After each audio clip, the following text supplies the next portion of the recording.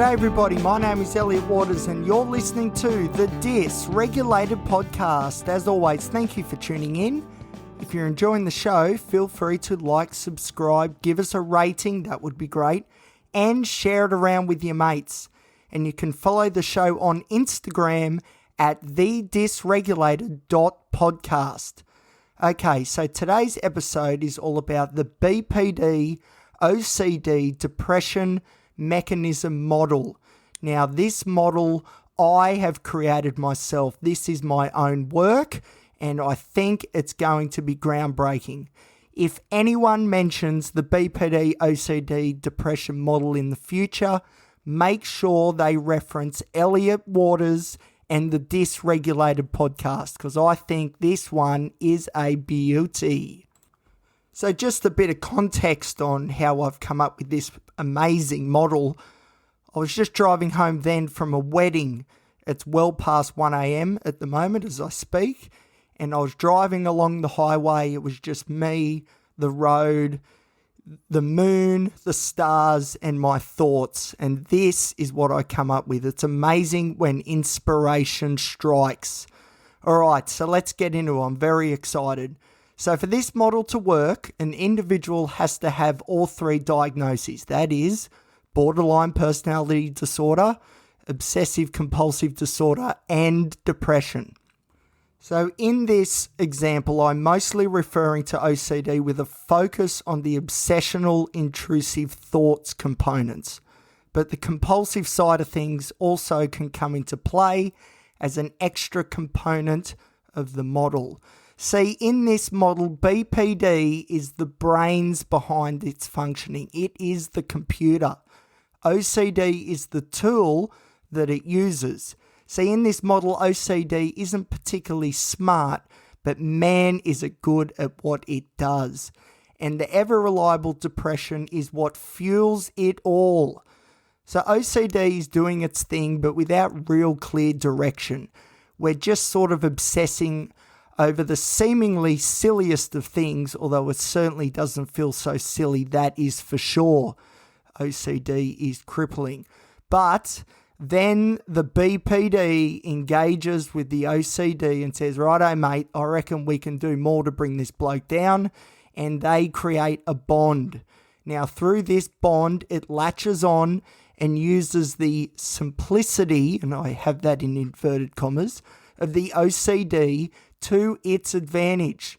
In this model, OCD, although doing its thing and making life very difficult, is quite passive. It's just sort of happy, doing its thing, in the corner. It's just constantly running.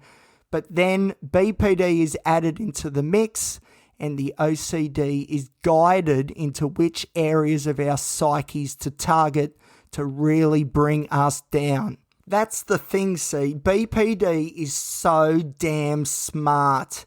It knows exactly where your fragilities lie, which often has to do with relationships, feeling alone or abandoned, or that you deserve the pain that it is inflicting on you. It is a terrible disorder. They all are. Now, for this model to succeed in making our lives a living hell, we need large volumes of negative emotion to fuel this machine. And of course, when you think of negative emotion or negative affect, we think depression. So it is the comorbid depression that feeds this machine, gives the BPD the fuel to channel into the OCD to put it into overdrive. It is high octane stuff. So with BPD calling the shots, OCD doing the heavy lifting by causing repeated, constant negative thoughts and images, and depressive emotion underlining it all, we have a well-oiled machine, right? Well, not just yet, because this machine gets even better. Because at the end of the cycle, when the OCD is firing away and tearing the individual down, particularly where they are most vulnerable, a byproduct is created. And what is the byproduct of constant negative thoughts, images, and beliefs? You know it, depression. Yes, that's right. The machine is able to create more fuel in the form of newly synthesized depression, and the cycle starts all over again. The problem is, though, this of course is not enough.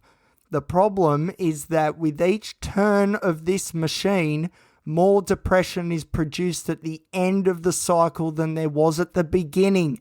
An exponential growth of depressive fuels, if you will. So the constant thoughts and ruminations caused by OCD and directed so beautifully by BPD is intensified the longer this process is allowed to continue, because more and more depressive fuel is being pumped into the system. It grows and grows and grows, and eventually it creates for itself a very lovely groove in the brain, which requires hours and hours of therapy to repair. Nasty stuff, isn't it? Really is.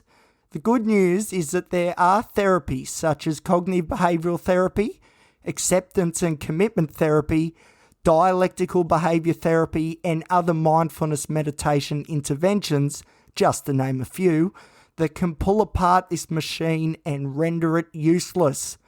But the longer this machine has been running, the more time and effort it will take to dismantle, unfortunately, as I'm finding out. My machine has been running for almost 17 years and is proving very difficult to unplug. But as we know, I'm on the verge of a hospital admission, which will bring the best psychological mechanics together to do a job on me, that's for sure.